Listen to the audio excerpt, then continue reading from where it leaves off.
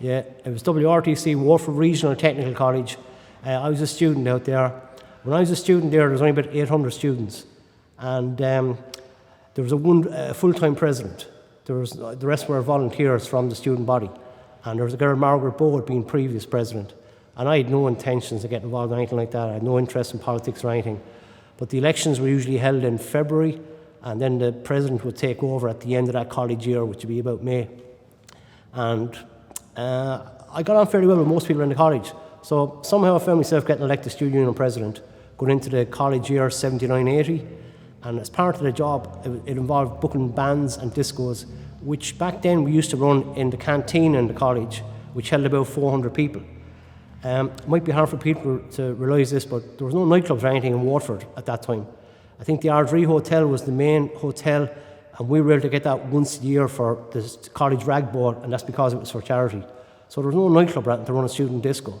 So I went out on the basis of break up your week with a bit of entertainment at the Bridge Hotel. A midweek kind of break was the whole vibe. So anyway, the very first night I ran it, I had about 600 students at £2 a head. And it just flew from there. And after a while, I said I'll run a competition and put a name on it. And if I don't like the name they enter, I'm going to call it Jaggers, because Mick Jagger was really popular at the time, still is, funnily enough. But someone came up with the name Scholars, and that seemed to stick. So I ended up giving up my full-time job where I was and putting on gigs in the Bridge Hotel. And sometimes I lost and sometimes I made, but I did okay out of it. And then eventually they asked me to work full-time for them, run linked in with ABC Radio, and a lot of people didn't know the Waterboys. They knew the song The Whole of the Moon, but they didn't kind of know the rest of them.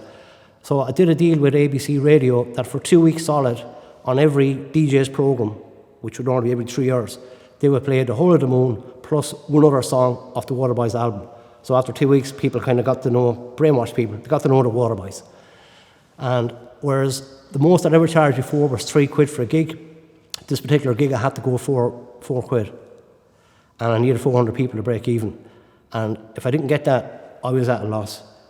But the problem I had with Dennis Desmond was the deal was, if money was made, most of it went to them. About 70% was going to Dennis Desmond. And I couldn't sell tickets in advance. So lo and behold, on the night, I also remember he was sitting in a restaurant with a guy called BP Fallon, famous DJ at the time, and they were in having a meal, and the doors opened, and we started getting in people, and I'd pop in every half hour and tell them how many was there. And basically, by the time the Waterboys went on stage, I had 1,100 people in the place.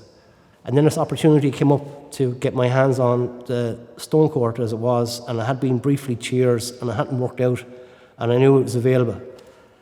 But I couldn't really run it in competition with the Bridge Hotel. So I had this idea to turn it into a pub. So on December, I think it was the 16th, 1993, we were due to open up the Roxy. I had no money to do up the place, but I knew the place needed a makeover. And what happened was, I had a couple of £1,000. I borrowed a couple of thousand off my father-in-law. I went into the credit union with 5,000. Back in them days, did lend you twice. So I got 10,000. I spent 10,000 revamping the whole place, moving a small dance floor, moving where you would have a band, moving a bar. Anyway, I spent £10,000, and we opened up as the Roxy. And the idea was to run it as a pub, but do the odd bit of live music. So we opened just before Christmas. And at the last minute, one of the problems I'd had running the Bridge Hotel was insurance claims. And I was very conscious of not having accidents. And there was a delay getting our insurance. And we were due to open on the Friday night. So I had no insurance going into that weekend. But I had to open, or I wasn't going to make any money. I ran into a lot of difficulties. And at this stage, my neck was on the line. And I had to make it work. So unfortunately, myself and Bruno kind of parted ways. And I wanted to get more into doing some discos and stuff that would get in people. I knew it might hurt my situation with the Bridge Hotel, but I needed to pay back the bank and the credit union loans and different things. And I started looking out for other ways of getting people into venues. And then the dance scene came along.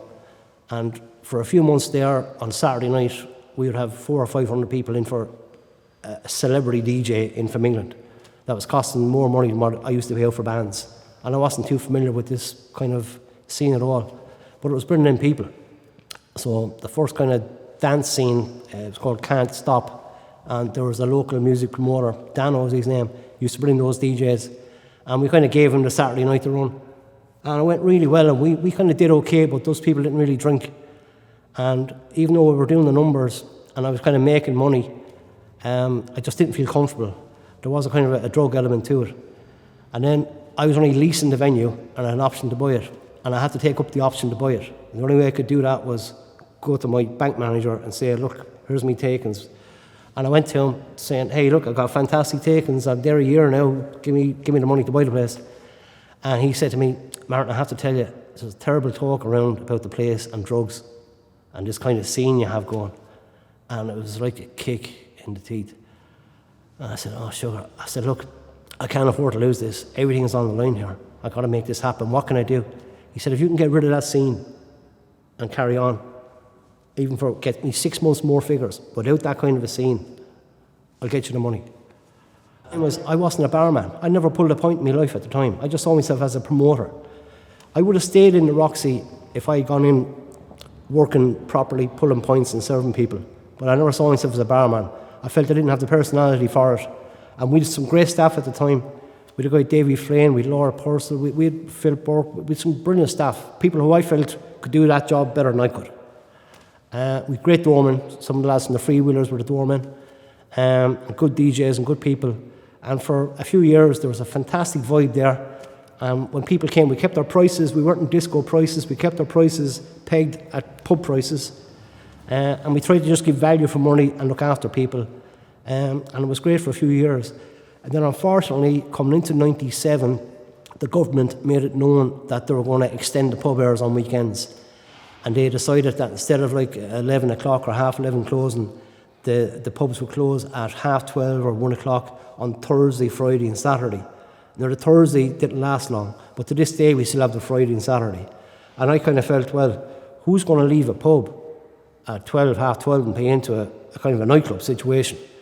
Or how am I going to get people to come in at 8 o'clock, 9 o'clock, 10 o'clock into my place and pay in a cover charge to see a band or a disco when they can stay in the pub at 1 o'clock? I said, this is, the writing is on the wall here. I better get out of this scene.